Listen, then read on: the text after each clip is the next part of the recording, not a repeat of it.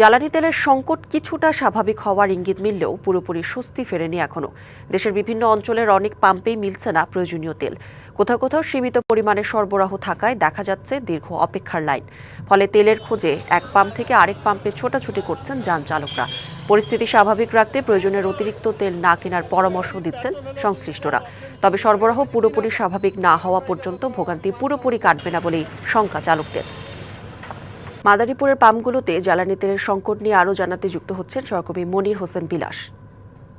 মনির, পাম্পগুলোতে কি চিত্র দেখছেন? চালকরা ভিড় করছেন কিনা, পর্যাপ্ত তেল সরবরাহ করতে পারছে কিনা, সব মিলিয়ে জানতে চাই আপনার কাছে।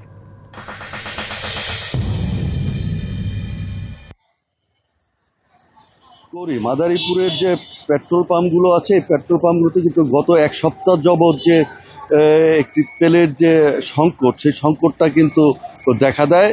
এবং যারা বাইক ইউজার এবং ব্যক্তিগত গাড়ি যারা ব্যবহার করে তারা কিন্তু দেখা গেছে সেই 5-7 দিন ধরেই কিন্তু মাদারীপুরের পাম্পগুলোতে তারা হুড়োহুড়ি করে তেলের জন্য কিন্তু তারা লাইন দিচ্ছে এবং তারা কিন্তু পর্যাপ্ত পরিমাণ তেল পাচ্ছে না। অর্থাৎ সরকার নির্ধারিত যে একটি মোটরসাইকেলে 2 লিটার আর পেট্রোল বা অকটেন বা একটি মোটরসাইকেলে 10 লিটার যে তেল দেওয়ার কথা, সেই নির্ধারিত যে পরিমাণ তেল, এই তেলটাই কিন্তু ওই পাম্পের যে কর্তৃপক্ষ তারা মোটরসাইকেল বা ব্যক্তিগত প্রাইভেট কারকে দিতে হিমশিম খাচ্ছে। কারণ তাদের প্রত্যেক দিনের চাহিদা, একদিনের চাহিদা 4000 লিটার পেট্রোল এবং 4000 লিটার অকটেনের, কিন্তু সেখানে তারা একদিনে 300 থেকে 500 লিটার করে তারা তেল পাচ্ছে। অর্থাৎ যে সরকার যে নির্ধারিত তাদেরকে একটি পার মোটরসাইকেলে 2 লিটার তেল এবং পার ব্যক্তিগত যে প্রাইভেট কার বা মাইক্রোবাস আছে সেখানে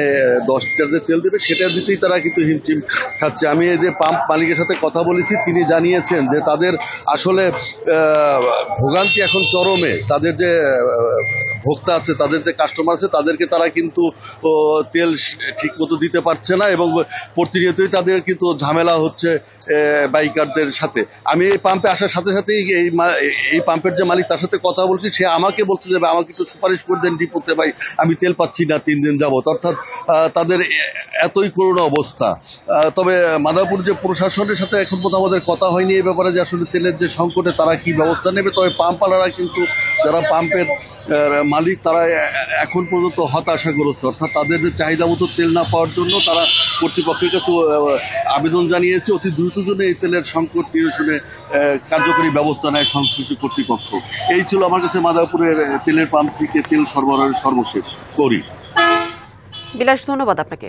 এবার নগদে পাচ্ছেন হেলিকপ্টার অফার, তাই কেনাকাটার পেমেন্ট নগদে করুন আর বুঝে নিন 2000 টাকারও বেশি ক্যাশব্যাক সহ হেলিকপ্টার রাইড। পেমেন্ট শুরু করুন আজই। বরিশালের পাম্পগুলোতে জ্বালানি তেলের সংকট নিয়ে আরও জানাতে সরাসরি যুক্ত হচ্ছেন সহকর্মী জিয়াদ মাহমুদ। জিয়াদ, পাম্পগুলোতে কি চিত্র দেখছেন? পর্যাপ্ত তেল সরবরাহ আছে কিনা, কি বলছে পাম্প কর্তৃপক্ষ এবং চালকদের কোনো অভিযোগ রয়েছে কিনা, সব মিলিয়ে জানতে চাই।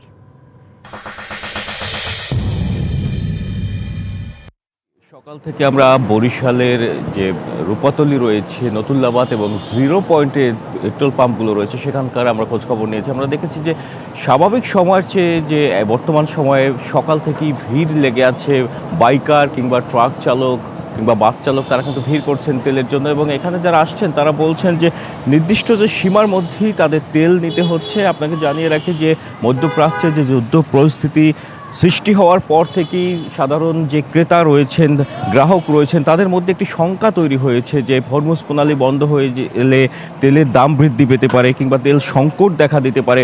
সেই সংকট থেকেই, সেই যে শঙ্কা থেকেই কিন্তু এখানকার যারা ক্রেতা রয়েছেন, গ্রাহক রয়েছেন, তারা কিন্তু তেল বেশি করে নিতে আসছেন। এবং বাইকার যারা রয়েছেন, এখানে যারা তেল বিক্রি করছেন, তারা আমাদের জানিয়েছেন যে বাইকার যারা রয়েছেন তারা কিন্তু ট্যাঙ্ক ফুল করতে চাচ্ছেন কিংবা অন্যান্য যে চালক রয়েছেন তারাও কিন্তু ট্যাঙ্ক ফুল করে নিতে চাচ্ছেন, যার ফলে এই পেট্রোল পাম্পের উপর একটি অতিরিক্ত চাপ পড়ছে বলেও তারা জানিয়েছেন। এবং তারা বলছে যে তাদের নির্দিষ্ট সীমার মধ্য দিয়ে কিন্তু তেল বেচাকেনা করতে হয়, কেননা ডিপো থেকে তারা একটা নির্দিষ্ট পরিমাণ তেল তারা সরবরাহ করেন এবং সেটি সাধারণ মানুষকে, যে বর্তমান সময়টি সে এখানে আমরা দেখেছি যে বাইকারদের তারা 2 লিটার করে তেল দিচ্ছেন, যারা প্রাইভেট কার গ্রাহক রয়েছেন তাদেরকে 10 লিটার কিংবা বাস, দূরপাল্লার বাস কিংবা ট্রাকের ক্ষেত্রে 200 থেকে 220 লিটার পর্যন্ত তারা তেল সরবরাহ করছেন। আমি এখানে একজন বাইকার রয়েছেন, আমি আপনার সাথে কথা বলবো যে আসলে পাম্পগুলোতে তেল পেতে কোনো সমস্যা হচ্ছে কিনা, কি কোনো অভিযোগ আছে কিনা আপনাদের?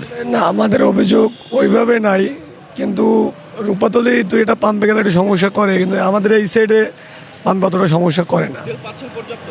না, পর্যাপ্ত তেল বলতে আমরা 300-400 টাকার ভরি আমরা আসলে দেয় আমাদেরকে, কিনা এটা বুঝতে পারি আমরা।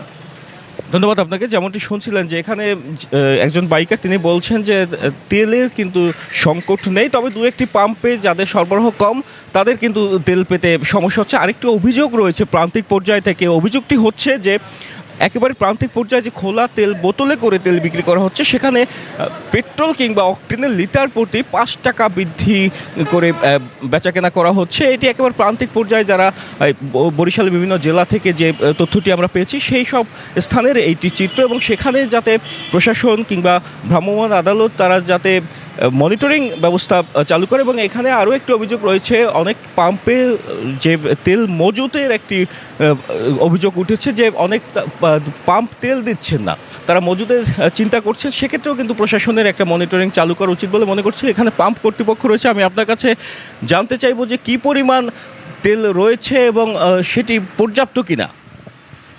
আমাদের বর্তমানে যে তেল আছে তা আসলে পর্যাপ্ত না। আমরা যে ডিপো থেকে চাহিদা অনুযায়ী তেল পাই না। আমাদের যে চাহিদা থাকে ওই পরিমাণ যদি সরবরাহ থাকতো তাহলে আমরা কাস্টমারকে পরিপূর্ণ তেল দিতে পারতাম, কিন্তু